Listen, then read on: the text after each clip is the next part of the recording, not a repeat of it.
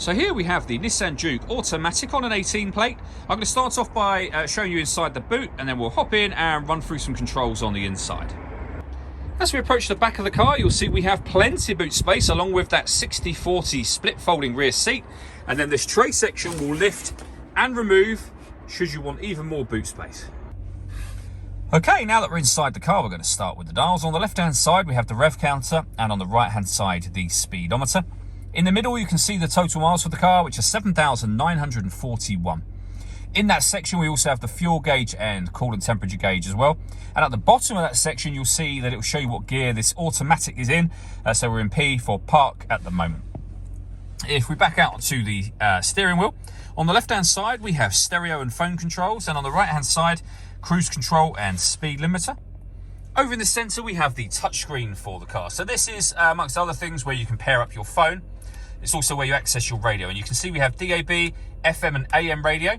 If you're listening to your own music, you can do that via the CD player, the auxiliary input, the USB input, and you can stream your music wirelessly via Bluetooth audio as well.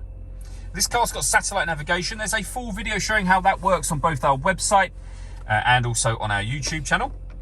If we pop the car into reverse, you'll see that we've got a 360-degree parking camera. So a bird's eye view image of the car and a reversing camera. If you press the camera button, we can have a front-facing camera and the bird's eye view, front-facing camera and the front passenger side wheel, and then back round to the beginning again. So very, very easy to park with all of those cameras. Working our way down, we have the climate control, so you can adjust the temperature. You can increase and decrease the fan speed from there as well. You can determine where you'd like the air to be diverted. Once you're happy with those settings, this button turns your air conditioning off in this case, or back on again. If you wish to, you can leave it in the manual mode in which you've set it up in, or push that button and you're now in auto. The car will now take control of the fan speed and the direction of the air to maintain the temperature you've asked for. You can override that simply by adjusting it manually yourself. This screen also doubles up as the driver mode screen. Press that button and you'll see the options have now all changed. So we can have the car in normal, sport or eco. Whatever mode you're putting it in, you're affecting the engine, the gearbox, the steering and the climate control for the car.